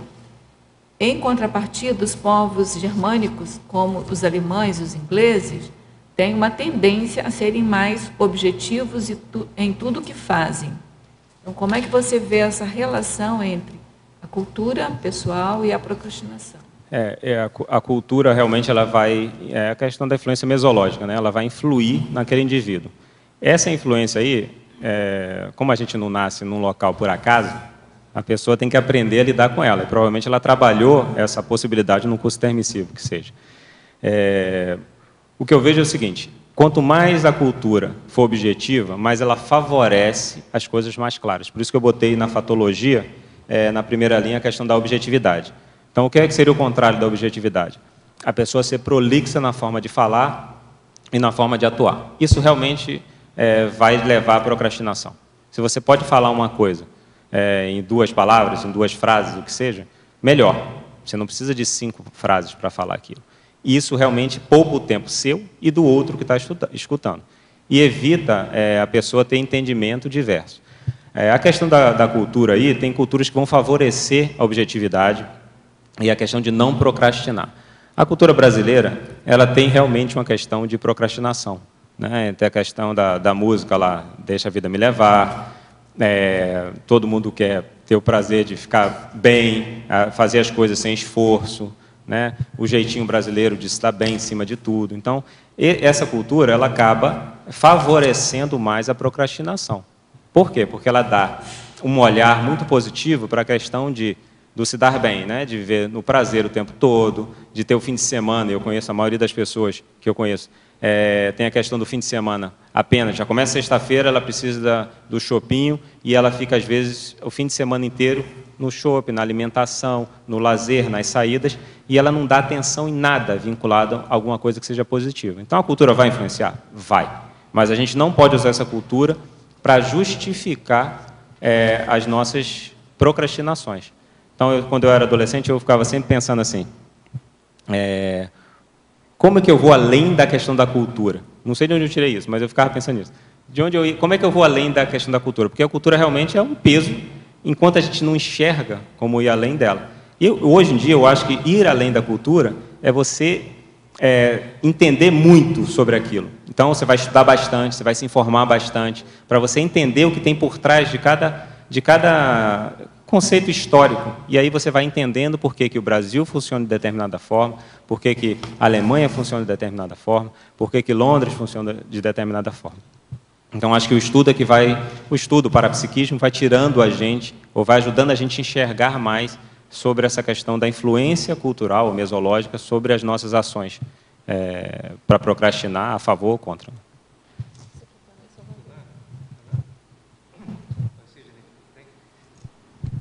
Funcionando? Tá. Eu também tenho muitos pontos em comum com o que o seu verbete tem que resolver. Eu acho que a minha principal dificuldade, e eu queria ver o que você se deparou na sua pesquisa em relação a seguir uma rotina útil, né? Porque eu vejo que as pessoas mais organizadas conseguem definir uma rotina na base de minutos, né? Você consegue dizer exatamente o que tem que ser feito, com alguma flexibilidade, é claro, né? Mas eu queria ver o que você descobriu em relação à questão de sentir-se restrito em seguir uma rotina, sentir-se tolhido, a sensação de perda de liberdade, ter que sujeitar a uma rotina, a um cronograma, mais que você planeje isso, né? A gente viu isso muito no complementar de cosmoética, que você tem que usar o CPC para ser uma pré-rotina, né? Um planejamento da sua rotina. E ainda assim a gente falha. No meu caso, tem um pouco da adrenalina que você citou, mas eu tenho muito mais a questão de sentir-se tolhido, é como se eu estivesse tendo minhas liberdades pessoais limitadas. Provavelmente você trabalha numa área que te exige muitas horas do dia. Também, tá. A questão é que realmente tem profissões que elas vão exigir muitas horas do dia. Então, eu conheço pessoas que trabalham, têm que trabalhar, né? 10 horas por dia, 11 horas por dia, 9 horas por dia. Isso realmente limita a possibilidade de a pessoa criar uma rotina útil, porque desgasta a pessoa e aí ela não tem tempo para chegar no final do dia, não, vou trabalhar as energias, eu vou... ela pode até trabalhar durante o dia, mas vou sentar aqui agora e vou ler um livro, vou fazer uma autopesquisa, vou fazer um curso, a pessoa já está tão desgastada. E eu acho que, nesse caso, a pessoa tem que refletir como ela pode ressignificar aquilo. Então, a gente está no trabalho porque a gente tem uma escolha de estar naquele trabalho. Qual é a outra opção que a gente não está vendo? Como é que a gente pode, de repente, um coaching, um profissional que possa ajudar a gente a olhar o que a gente não está conseguindo ir além. Então, isso eu acho que é importante, para que a gente possa criar essa rotina útil. Quando a gente está numa rotina útil, a gente não vai ter esse sentimento. Quando a gente está numa rotina útil, você tem prazer com aquilo. Você tem prazer em terminar um trabalho que você está fazendo. Porque você tem, não só por você, mas você tem prazer em ver a repercussão que aquilo vai dar. Então, você tem prazer em limpar o seu rastro. Então, você investe o máximo possível nessa rotina útil. Sabendo que, às vezes, fazer um exercício físico dá trabalho, mas que vai te possibilitar, talvez, mais 10 anos de vida, mais 15 anos de vida com qualidade. Então, a gente tem que pensar no que realmente é importante, porque a gente realmente perde muito tempo, e eu vejo muita gente perdendo tempo no trabalho, e limitando a possibilidade de um crescimento maior. A gente está aqui, e o trabalho deve ser visto, ao meu modo de ver, como mero meio evolutivo. Claro que é um meio importante, porque a gente precisa do dinheiro para sobreviver aqui, e para executar a ProEx, mas ele tem que ser visto sempre como um meio. O principal, ao meu modo de ver, da gente estar aqui, é a questão da evolução. E a gente precisa pensar se a gente está procrastinando as decisões evolutivas ou aquela decisão que é a maior, que é o melhor, não só para mim, mas para todo um grupo. Então, a gente está adiando essas decisões. Às vezes, um simples parar de fumar vai dar exemplo para um monte de gente, não só intrafísico, mas extrafisicamente. Então, como é que a gente coloca essas decisões também em cima ou associando com a questão da rotina, né? Que decisões a gente precisa ter para que a gente dê exemplarismos mais saudáveis? Ou, que decisões eu preciso ter para que eu sinta bem-estar íntimo? Eu poderia pegar aquele trinômio, satisfação, trabalho e lazer. Motivação, trabalho e lazer. Então, até que ponto a gente não está motivado com o que a gente está fazendo hoje, porque aquele trabalho não é o que... não dá mais para a gente fazer. Então, precisamos modificar isso. Às vezes, abrir uma empresa é uma saída, não sei. Você falou que os dois itens que mais deram satisfação para você foi a evitaciologia e o outro a terapeuticologia. Então, já falou do primeiro, poderia falar um por um desses 5 itens da terapeuticologia? Obrigado pela pergunta. Eu coloquei a terapeuticologia porque é uma forma, eu vejo aqui como uma forma de tentar mexer nessa questão da procrastinação. E aí eu botei assim, uma sequência, isso aqui é uma sequência, né? Então, primeiro tem que ter autopesquisa com o objetivo de quê? da gente definir quais são os nossos valores pessoais. Porque esses valores é que eles devem direcionar as nossas metas, que vem o segundo, o discernimento aí para a gente determinar as metas. Então, essas metas têm que estar coerentes com os nossos valores. Então, por exemplo, se eu tenho um valor em evoluir ou em me melhorar, essas metas estão coerentes com isso ou elas não estão coerentes com isso? Elas estão desviando desses valores. Então, você define os valores e define as metas coerentes com esses valores. Depois disso, você vai estabelecer o seguinte: para eu chegar nessas metas, quais são as prioridades ou as mega prioridades que eu preciso ter? O que é que eu não vou abrir mão no meu dia ou na minha semana para colocar isso em prática? E aí sim, depois disso, ou juntamente com isso, manter o mega foco e pensar na auto-organização do tempo. Essa auto-organização do tempo seria o quê? Seria o planejamento. Como que eu me planejo para poder manter as metas e as prioridades adequadamente? Então, a gente pensar naquele planejamento, não só para o dia seguinte, mas a curto, médio e longo prazo. E depois disso, o que vai dar base para essa questão toda é a questão da vontade. Se a gente tem vontade inquebrantável, a gente consegue realizar tudo o que a gente deseja, mesmo que demore 10 anos. Poderia, então, agora na estrangeirismologia, falar nessas duas, a transferência sine die e o adiamento ad eternum. Lembrando que aqui o eterno faltou o A aí. Passou no... falta aí o A, é verdade. Não, é quase a mesma coisa. É verdade. A transferência sine die é aquela história da gente mudar os compromissos ou sem data definida. Tem gente que chama sine die. Sine die. Eu acho que é sine die. Fala sine die, né? O importante seria exatamente a questão da gente, quando a gente precisa trocar um compromisso, a gente não assumir, ou quando a gente até vai assumir um compromisso, a gente não colocar uma data limite para executar, ou para chegar em ser completista daquela ação que a gente quer, ou daquela meta. É importante que a gente tenha a data definida, não com o objetivo de gerar estresse essa data, tá certo? Mas com o objetivo da pessoa se organizar o suficiente para ela chegar naquela conclusão daquele trabalho, daquele objetivo, sem procrastinar. Então, vai transferir alguma coisa? Ok. Qual é o prazo? Ou, vou assumir um compromisso? Ok. Qual é o prazo que eu me dou para isso? Porque as pessoas, às vezes, não se dão prazo e elas passam 1, 2 anos para ter uma ação.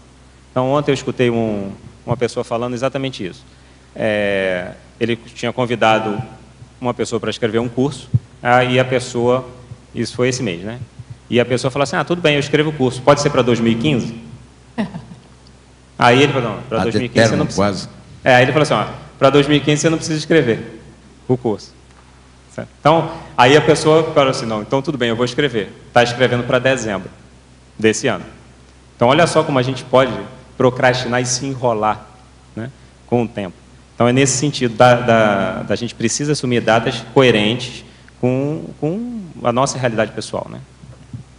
E a questão do adiamento ad eterno é também bem no mesmo sentido, né? A gente adiar uma reciclagem, ou a gente adiar ações práticas para sempre. Foi o exemplo que eu falei antes. A gente pega e tem vontade de, no início do ano, o final do ano está chegando agora, né, de fazer N coisas no ano seguinte. Então, a gente vai lá programar a nossa agenda para 2014. E a gente bota N coisas. Na primeira semana a gente falha, ou às vezes a gente só começa na primeira e segunda semana. Depois a gente vai abrindo mão daquilo, aí a gente adia, não, daqui ao mês seguinte eu faço. Não, na segunda-feira eu começo. E aí a gente vai adiando, e passa-se um tempo enorme, né? A gente perde a oportunidade evolutiva. Aí. Existe outra também que é per omnia secula seculorum, esse adiamento ad eterno pelos séculos. Ok, obrigado. Obrigado.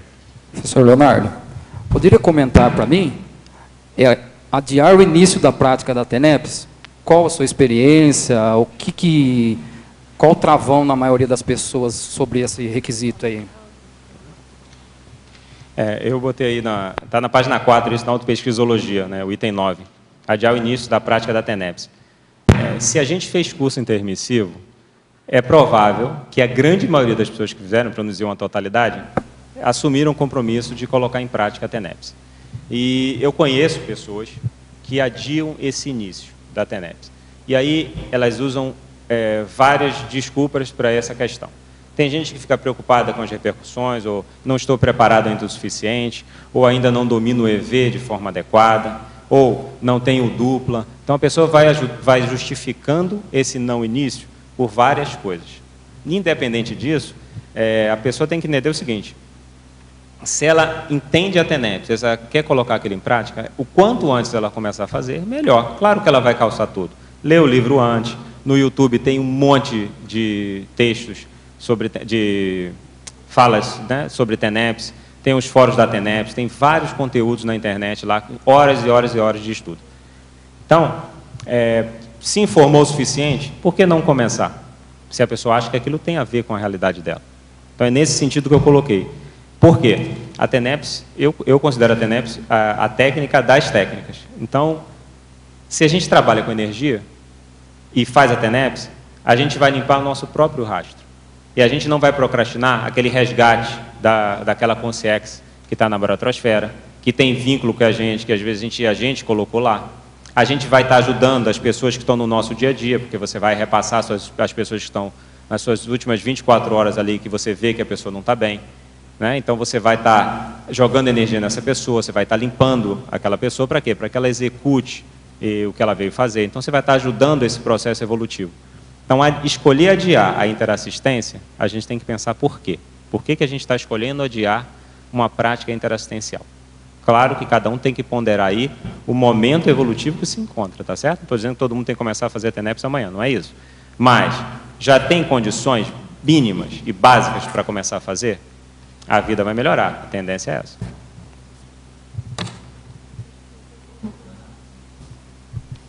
Leonardo. Oi. Aqui na patologia, questão da sensação de estar atrasado e em débito. Vê que na conscienciologia é quase que uma regra isso, né? Como é que você vê isso aí? Eu vejo, principalmente dentro da conscienciologia, um monte de trafor subutilizado. Então, eu botei isso aí porque eu tenho sempre a sensação que eu estou em débito, tá certo? Mas eu vejo muita gente que tem condições de fazer muita coisa. E as pessoas não fazem nem o início. Então, é para a gente parar para refletir o seguinte: quais são os trafores que eu tenho que estão ociosos, que eu não estou utilizando eles? Porque isso vai fazer diferença no futuro. Então, primeira coisa, eu às vezes, quando eu dou uma palestra, uma aula, alguma coisa nesse sentido, que quando permite, né, o contexto, eu pergunto assim para as pessoas: vocês podem me dizer assim, 15 trafores seus? As pessoas olham para mim: não, 15? Não tem isso. Não, como 15? Se a pessoa não consegue enxergar 15 trafores dela, como é que ela sai do lugar e conquista coisas maiores? E 15 trafores, por incrível que pareça, todo mundo tem e não é tão difícil de ver. Aí eu gero umas reflexões. Pensa o seguinte: você tem uma profissão. Quais são os trafores dessa profissão? Você tem alguma coisa daquilo. E aí você abre um campo ali. Dentro da sua família, as pessoas chamam você de quê? O que elas reconhecem de qualidades que você tem? E no trabalho, como é que você é reconhecido no trabalho? Na conscienciologia mesmo. Então, aí saem mais alguns trafores. Fora os que você já... Isso vai dar, no mínimo, 15. Então, se a gente precisa de autopesquisa, não só para achar os trafores que a gente tem baseado em fatos, mas, mais importante, se apropriar deles. Porque, às vezes, as pessoas listam os trafores, mostram aquela lista, ótimo, mas não se apropriou do trafor. E a gente só vai ver que a gente se apropriou do trafor quando ele reverbera na prática da pessoa do dia a dia. Ele precisa reverberar na prática, senão a pessoa não se apropriou daquele trafor. Então, não é só a questão do emocional de um trafor que pode ajudar nesse aspecto, mas são as ações que a pessoa vai ter em cima daquele trafor. Isso é se apropriar do trafor. Ela vê o histórico ao longo da vida dela, o que tirou ela do buraco mais vezes, ou como ela saiu das dificuldades ou das crises existenciais que ela teve. Ela só saiu contando com os trafores pessoais. Outras pessoas podem ter ajudado, mas ela saiu por uma escolha pessoal. Tem trafor por trás disso. Então, a gente precisa listar esses trafores e a gente precisa se apropriar deles. Ok? Então, assim, só um resumo disso seria que essa sensação aí que é comum seria por realmente a maioria deve estar com um mega trafor ocioso. Está em subnível. Na verdade, se a gente for mais claro, eu vou ter que falar que a pessoa está em autocorrupção, está com falta de vergonha na cara, e um monte de coisa nesse sentido, tá certo? Ela pode estar esquecida. Hã? Ela pode estar esquecida. Pode estar esquecida, tá certo? É verdade, é uma boa saída. Então, assim, a gente precisa enxergar o que a gente é bom. E todo mundo tem isso. Então, não dá para a pessoa ficar se desvalorizando, se vitimizando. Então, por exemplo, eu conheço uma pessoa que tem muito tafor, vários. Mas a pessoa escolhe adiar, e adia mesmo, tá certo? Adia a prática da aula treino, adiou, dura por mais de 10, 15 anos para fazer a prova da Conscienciologia. Para pensar nisso. E aí, eu tive a oportunidade de assistir a primeira aula que a pessoa deu. Uma mega aula. Com uma fluidez, uma dinâmica dentro daquele conteúdo, dentro do contexto que ela estava apresentando ali, muito acima da média da maioria dos professores que eu conheço. Olha como isso é sério. Isso é muito sério. Então, são mega trafores ociosos. E isso vai dar repercussão em algum momento? Vai. Leonardo, tem mais gente? Amiga, você deixa, amiga. Eu tinha pedido o Cláudio desistiu, é você. Então. Eu queria que o Leonardo explicasse o porquê dele ter posto na filmografia o Escafandro e a Borboleta. Eu gostaria que tu falasse sobre isso. Ok. Esse filme me impactou muito. A história do protagonista do filme é uma história real, né? Então, ele dirigiu uma agência de moda e ele sofre um acidente vascular cerebral. E ele só consegue movimentar o olho esquerdo. Então, ele só pisca com o olho esquerdo. E o que me impactou na história foi que, mesmo ele demorou mais ou menos, que eu calculo, uns 3 meses para ele conseguir se comunicar com o olho. Porque o pessoal fez o quê? Fez um alfabeto. O número de vezes ele ia piscando, a pessoa ia falando as letras, e ele piscava quando ele queria a letra certa. Só para que você entender que era isso, demorou uns 3 meses mais ou menos. E aí ele escreveu um livro, piscando com o olho esquerdo, de 152 páginas. E aí eu falei assim, cara, estou em subnível. Se ele escreveu isso, ele fez isso em mais ou menos, ele morreu 1 ano depois. Então, 3 meses para aprender a se comunicar dessa forma. Estou calculando que ele escreveu o livro entre 6, 8 meses no máximo. Ele só escreveu o livro. Ele só escreveu o livro. Porque no final ele pegou uma pneumonia e ele morreu. Então, a gente precisa de uma experiência dessa para colocar os trafores em prática? Olha que delicado isso. Então, esse filme me impactou tanto que eu acho que tem tudo a ver com antiprocrastinação. Né? Para a gente parar e refletir que experiência que a gente precisa passar para a gente amadurecer ou tomar escolhas melhores na vida. Então, por isso que entrou aí o Escafandro e a Borboleta. Quem não viu, é um filmão, vale a pena ver, principalmente pela veracidade que tem por trás e pela dificuldade. Você fica se sentindo assim, pô, podia fazer isso com muito mais facilidade. Imagina a gente, reconhecendo os trafores, a gente pode escrever um livro em 3 semanas. Uma situação muito menos grave do que essa foi o Bertone, esse cientista que a gente conhece aqui, que veio morar aqui no Paraguai, né? Então a gente foi lá no museu, a máquina dele de imprimir os livros era assim, era 1 caractere por vez. E ele escreveu umas centenas de livros. Então, quem vai visitar o museu do Bertone também sai assim meio que envergonhado. Não dá vergonha? Dá vergonha, porque a gente com o computador, que você, né? Eu ainda, minha tese de mestrado, minha monografia de mestrado era digitada. Então, assim, você queria alterar uma palavra num capítulo, você tinha que digitar tudo de novo. Não era digitar em computador, era datilografar tudo de novo. Então, quem tem o computador agora, não tem mais desculpa, né? E eu estou falando para mim também, porque... Não, quando eu começo a enrolar, eu pego, vou ver esse filme de novo para refrescar a memória. Então, o que não falta é a experiência de várias pessoas que mostraram que é possível fazer com muito mais dificuldade. Precisamos parar de reclamar da vida. Temos muito aporte, a gente tem muito aporte para colocar em prática, muita coisa para a gente colocar em prática. A maquininha do Bertone, eu não sei como é que está o museu agora, mas a maquininha está lá para quem quiser ver. É uma máquina que vai 1 caractere por vez. Mas a dificuldade pode fazer com que a pessoa descubra esse traforo ocioso, né? Sim. Mas só que a gente não precisa esperar a dificuldade aparecer. Se a gente começar a fazer pesquisa e se basear em fatos do nosso dia a dia, ou em qualquer... Tem uma técnica que chama técnica do mal-estar. né? Técnica de autoenfrentamento do mal-estar. Nessa técnica de autoenfrentamento do mal-estar, qualquer mal-estar que você tenha, mínimo que seja, que a gente tenha, a gente deveria parar e refletir sobre ele, porque ele vai estar identificando alguma dificuldade. E a gente pode começar a investir nisso antes da gente ter que esperar aquela crise existencial mais braba para a gente acordar. Leonardo, aproveitando, será que você pode comentar o outro filme? Feitiço do Tempo. O outro filme é o Feitiço do Tempo. E nesse Feitiço do Tempo, o protagonista ele fica repetindo o dia a dia dele constantemente. Então, o que me chamou a atenção do filme é que ele tinha que fazer reciclagem. E quando ele não fazia reciclagem, ele ficava na automimese. Então, ele mostra ali várias vidas que ele vai vivendo e que ele não otimiza, não tira o melhor da vida, o melhor das atitudes e das ações. E ele só consegue quebrar esse ciclo quando ele faz a reciclagem completa. Ou seja, quando ele otimiza todos os segundos, minutos, todo o tempo dele num determinado dia. E aí ele consegue, no dia seguinte, ele acorda no dia seguinte.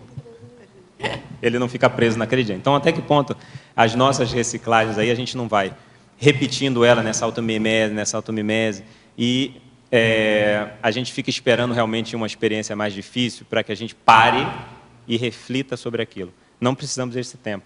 Precisamos investir em saber os pontos onde a gente precisa trabalhar.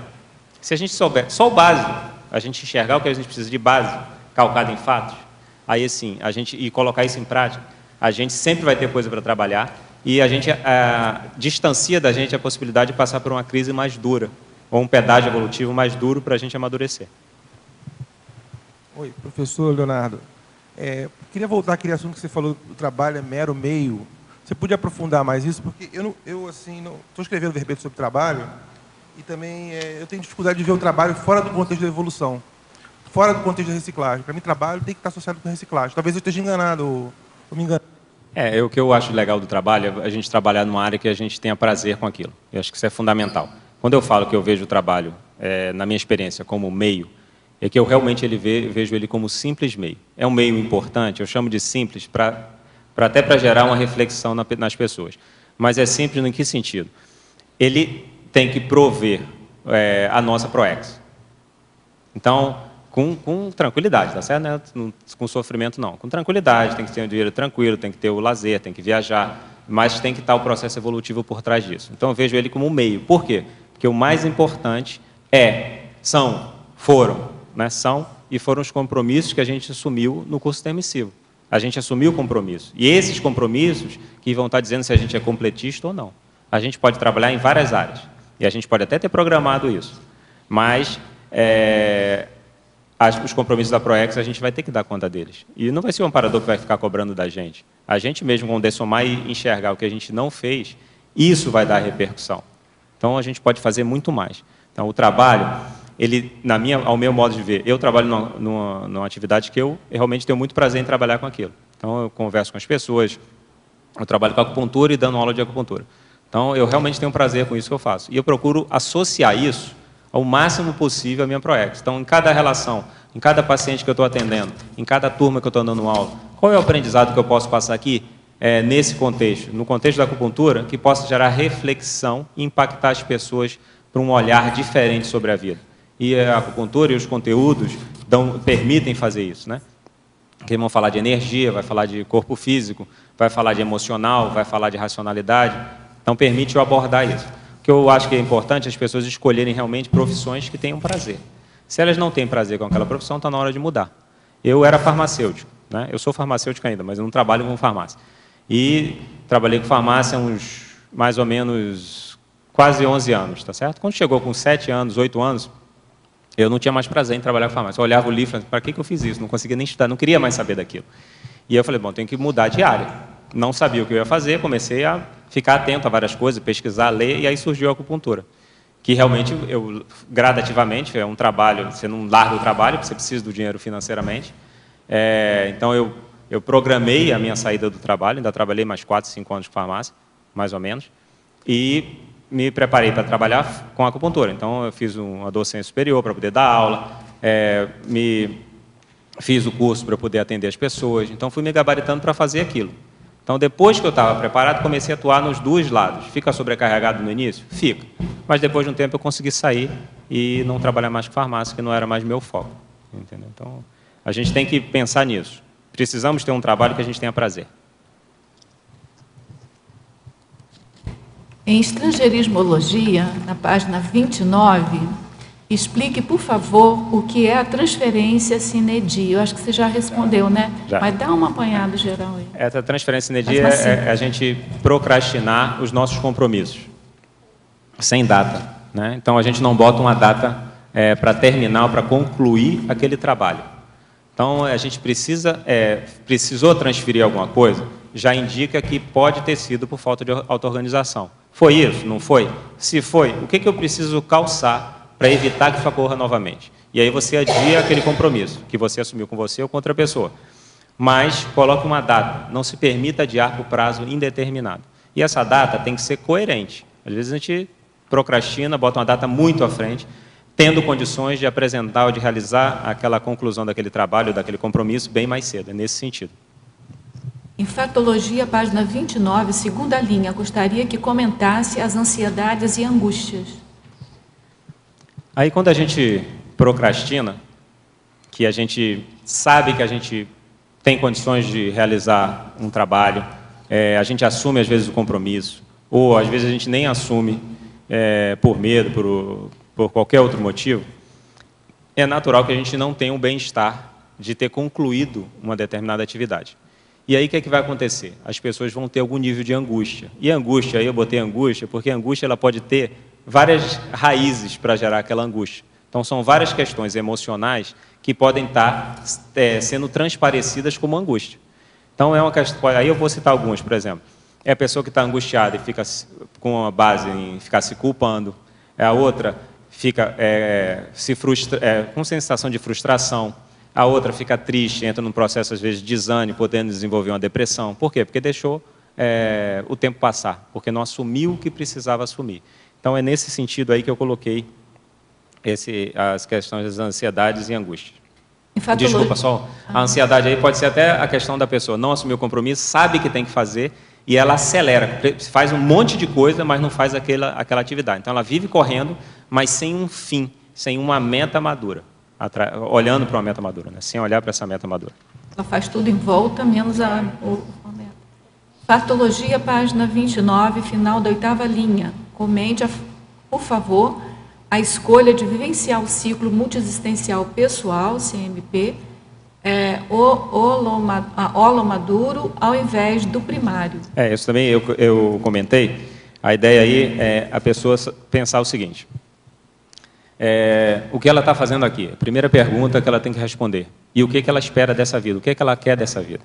E aí a gente tem que pensar o seguinte, se a gente está dentro de um processo evolutivo e é possível a gente melhorar nosso bem-estar íntimo, já vale o preço de investir no máximo que a gente puder. Se a gente pensa que a gente pode impactar as outras pessoas, mais ainda. E aí entra a questão do ciclo. A gente pode escolher viver esse ciclo primário, que predomina a questão do egocentrismo, tá certo? Ou do egokarma, e a gente viver dessa forma. Né, sem nenhum conteúdo evolutivo, vivendo um marasmo evolutivo ali, estagnado evolutivamente. A questão do holomadura é que a gente vai priorizar a questão da evolução. Então, entra aí desenvolvimento bioenergético. Por quê? Porque se você está melhor energeticamente nas suas interações do dia a dia, você pode deixar as pessoas melhores, você pode deixar os ambientes onde você está passando melhor. A questão da projetabilidade lúcida, a questão dos estudos, a questão da escrita pessoal, a gente vai impactar mais gente. Então, o holomaduro, ele vai estar em todas as atividades que ele faz, dando um olhar para a evolução, dando um olhar para qual é a melhor atitude que eu posso ter nesse contexto com essa pessoa, ou nesse ambiente, ou o que eu posso tirar de melhor de mim mesmo. Então, ela vai estar sempre investindo nesse aspecto evolutivo. Parabenizando pelo excelente trabalho, indago-lhe se a procrastinação não seria apenas uma consequência de patologias pré-existentes, por exemplo, ansiedades, angústias, perfeccionismos, medos. Sim, ela pode ser. Ela pode ter origem em qualquer uma dessas emoções. Por isso a importância da gente estar atento às nossas autopesquisas. Aí, como a gente falou antes, a questão de saber os nossos trafores, de saber quais são os nossos valores, e se a gente tem metas definidas em cima desses valores, hoje a gente deixou a cultura ou a mesologia influenciar a gente nesse sentido.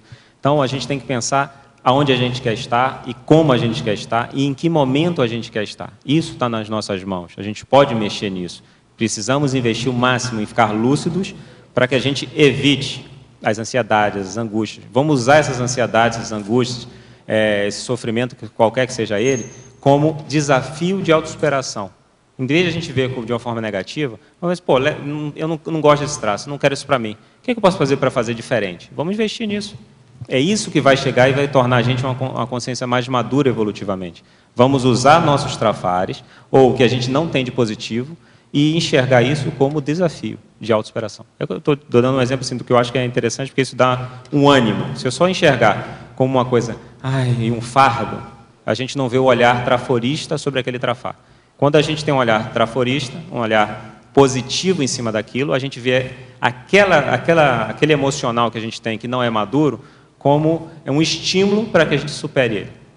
E cada superação que a gente vai tendo, cada ação ou cada resultado positivo que a gente não procrastina, que a gente conquistou, isso vai reforçando a gente, vai dando mais autoconfiança, vai dando mais tranquilidade, e a gente vai saindo da correria, vai saindo da ansiedade. Vejo bem nesse sentido. Mas tem aquele caso também, né, da pessoa que tem super confiança em si, não tem medo, não tem nada, e procrastina pelo excesso de confiança também, né? Por isso que a gente tem que basear nos resultados. Os resultados têm que estar mapeando ali as conquistas da pessoa. Os fatos são os mais importantes, porque eles vão indicar tudo. O que a gente tem para trabalhar, o que a gente tem de negativo, o que a gente tem de conquista. E isso, a autoconfiança tem que estar baseada nisso, senão realmente a gente pode desviar. Eu lembrei aqui, associei com a dispersão, porque a gente sabe que aqui na Conscienciologia, como a partir do curso intermissivo, as pessoas são dotadas de várias possibilidades, então elas têm uma dispersão muito grande. E a dispersão favorece a essa procrastinação, porque fazer muita coisa ao mesmo tempo, e às vezes não um pouco de ansiedade sempre é, mas às vezes não é nenhuma angústia, não é nenhum perfeccionismo, não é medo nenhum, é o excesso de autoconfiança. É verdade.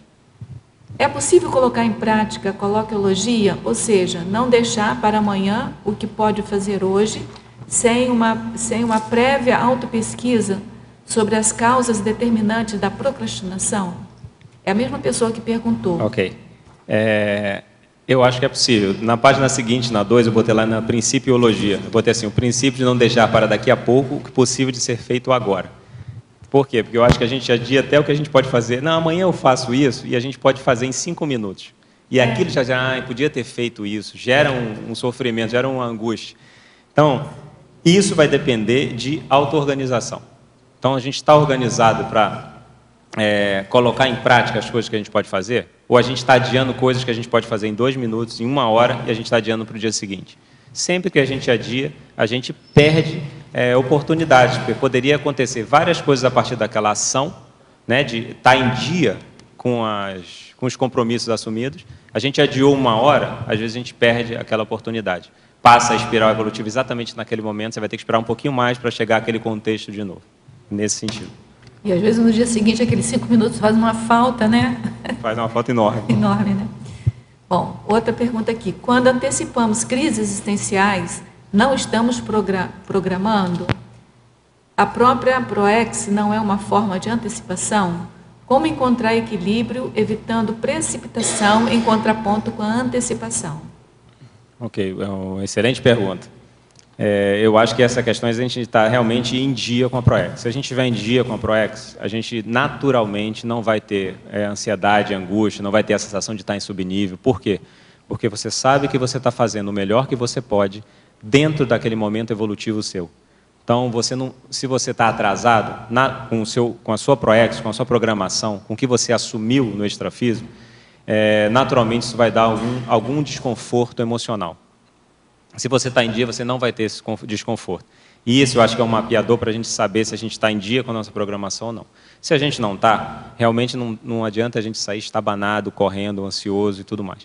Precisamos parar, planejar, ver o que é possível para que a gente possa se adequar à nossa programação e estando em dia com ela realmente. Isso é um trabalho que vai exigir da gente, acho que ainda um bom tempo, né? Pensando no meu caso, acho que tem que pensar bastante o que é que falta fazer para estar em dia ainda com ela.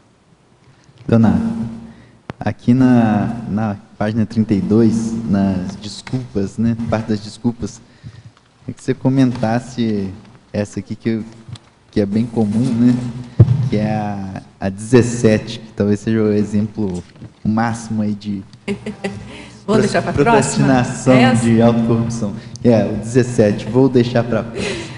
Vou aproveitar essa pergunta e vou falar de alguns outros itens, tá certo? Eu tinha marcado aqui 5 itens que eu acho que são bem interessantes. Um deles é o 17. Hein, Leonardo, só para botar uma pimentinha aí, a gente sempre deixava a desperdicidade para a próxima, né? Aí veio uma CL aí, falou para o professor Valdo que a gente pode ser desperto em 3 anos. Então, esse negócio de deixar para a próxima, só para botar uma pimentinha. Não, e essa de 3 anos é o máximo, né? Porque ele deixa bem claro o quanto que a gente procrastina e o quanto a gente erra nas nossas decisões, porque a gente não refletiu em cima disso. Então, essa eu vou deixar para a próxima. São desculpas que eu fui vendo que são reais, tá? Todas elas eu já escutei. De alguém falando, né? Para justificar estar adiando o compromisso que assumiu. Então, além dessa, eu botei assim, não sei se é a hora certa, a 13. 7, isso não é para mim. A 6, fica para outra oportunidade. A 5, é melhor esperar um pouco mais. Então, todas elas, na verdade, e as outras, elas vão só dizer o seguinte, todo mundo já ouviu alguém falando alguma dessas. Não tem muita saída. E aí o meu questionamento é o seguinte, o que eu acho que pode ajudar a pessoa a sair dessa condição é ela pensar ou ela conseguir visualizar o bem-estar que ela vai ter na conquista. Então, se ela começa a visualizar que ela pode estar numa condição melhor, seja de que atividade, ou de que compromisso, ou seja de que meta ela quiser executar positiva, cosmoética, e ela começar a se visualizar naquela condição, com o bem-estar que ela imagina que vem a partir dali, talvez seja a forma da pessoa, mesmo tendo os percalços, as angústias, as dificuldades que ela está enxergando como maiores, se ela começar a fazer um contraponto com os benefícios, isso pode ajudar ela a sair dessa condição de ficar repetindo alguma dessas frases ou outras frases parecidas que eu não coloquei aqui, tá certo? Precisamos não deixar para a próxima. Vamos arriscar. Eu acho que é importante a gente arriscar. Claro que a gente não vai arriscar sem estar calçado. Vamos arriscar com bastante planejamento, mas vamos arriscar. Vai ter angústia? Vai. Vai ter uma pressão antes de estar realizando aquele compromisso? Completamente natural. O máximo que pode acontecer é você ir no banheiro antes, depois você volta e você apresenta o que for. Você enfrenta aquela condição. Com o tempo, aquilo deixa de existir. Então, se você ficou com angústia para falar, por exemplo, numa plateia, você vai dar uma aula, você vai falar, e você está angustiado com aquilo, tenha tantas taquicardias quanto você quiser, mas depois de 20, 30, 50 vezes, isso passa. Eu garanto que passa, tá certo? Ninguém morre, né? Ninguém morre. Eu tinha essa dificuldade, eu tinha dificuldade de falar, e aí ficava assim, preocupado em falar e o que as pessoas vão pensar e tudo mais. Aí eu falei assim, a partir de hoje, toda vez que eu tiver dúvida, eu vou levantar a mão. Aí levantava a mão naqueles minutos que até chegar o microfone, eu ter que falar, era um ataque cardíaco, ficava vermelho, e eu só pensava assim, vou falar devagar, respirar profundo, falar devagar. Falava rápido, gaguejava e tudo mais. Depois de um tempo, passa. Eu garanto que passa. Só para complementar, que você falou para a pessoa ela visualizar ela nessa condição positiva. Às vezes eu acho que é importante também ela ver o ganho secundário que trava ela, né? Que às vezes ela não tem consciência do ganho secundário, mas ela tem um ganho secundário que está sempre travando ela, fazendo... a partir do momento que ela toma consciência do ganho secundário, às vezes ela consegue... Não, peraí, vamos pôr na balança. Não consegue pôr na balança de forma mais lúcida e pode ajudar também. Com certeza, concordo plenamente. Por aí vem a autopesquisa. A gente precisa saber o que está atrapalhando a gente de ter ações melhores, que são os ganhos secundários. Concordo plenamente. O que tu falastes aqui na autopesquisologia, item 4, sobre essa condição séria, que é a pessoa que adia a definição aguardada pelo grupo evolutivo. Isso em relação a esse compromisso assumido em curso intermissivo. As consequências para a própria pessoa e para o grupo que a aguarda. Eu falei, vou até falar de outra forma. O que acontece? A gente assumiu os compromissos da PROEX.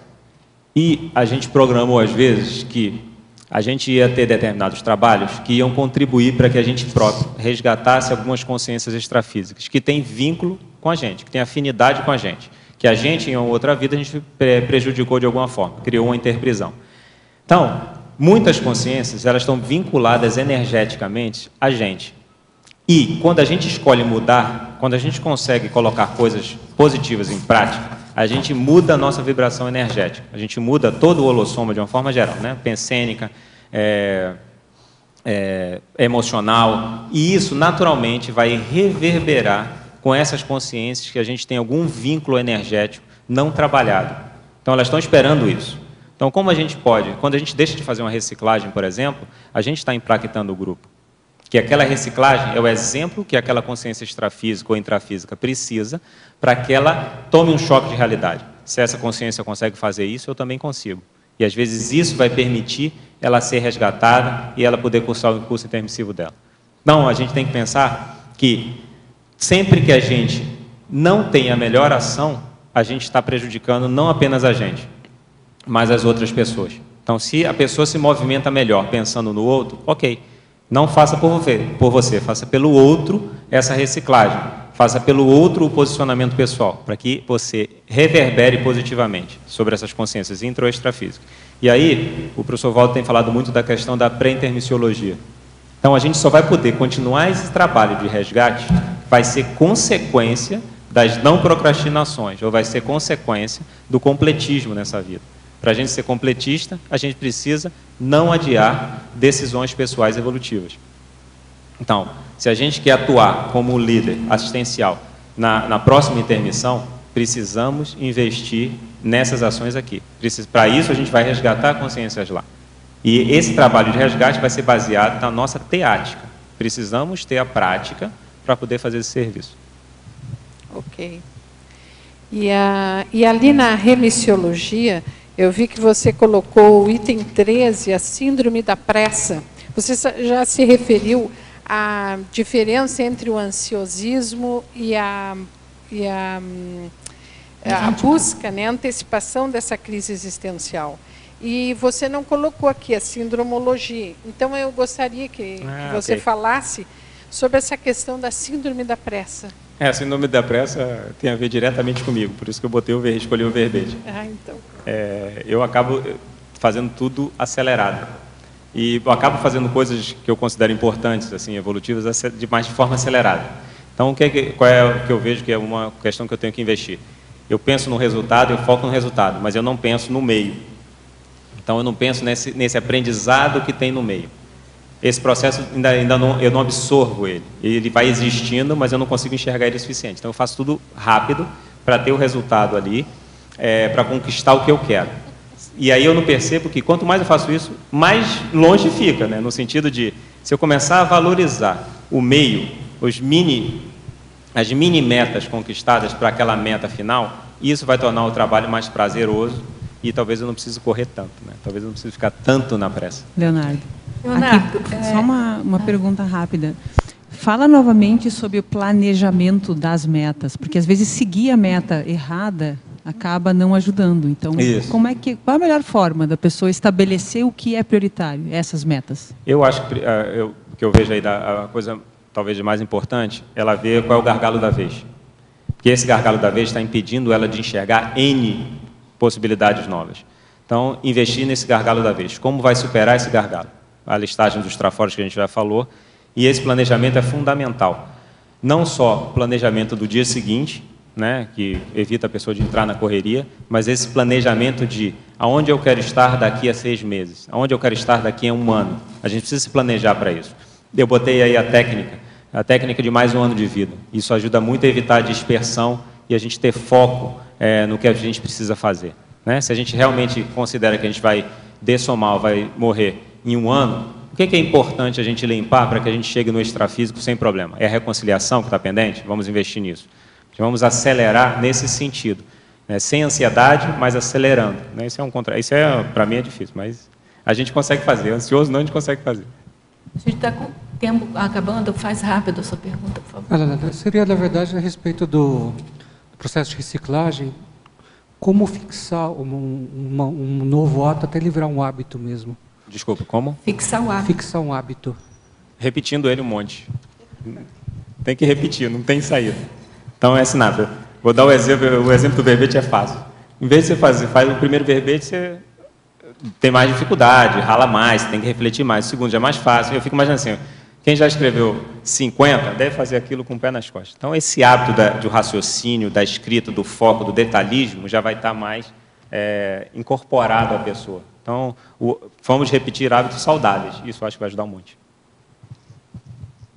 O nosso tempo já esgotou. Eu tinha aqui uma questão da mega fraternidade vivenciada para te fazer, qual a relação com a antiprocrastinação. Mas acho que tem toda a relação. Fala rapidinho, tem um segundo. Bem rápido.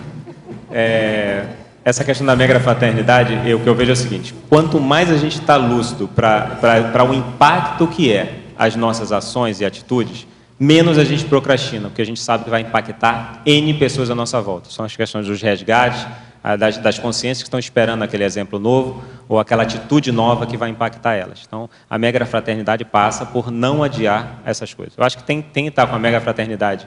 Já conquistou isso, não adia nada. Tá bom, a gente agradece a sua participação aqui, o seu verbete, tenho certeza que marcou todos aqui, porque quem que não adia alguma coisinha, né, que se quer, mas a gente não vai adiar mais a partir de hoje. É um pacto aí evolutivo, né, saudável. A gente agradece então, a gente aguarda aí os outros verbetes, a gente sabe que essa semana ainda vem outra, né?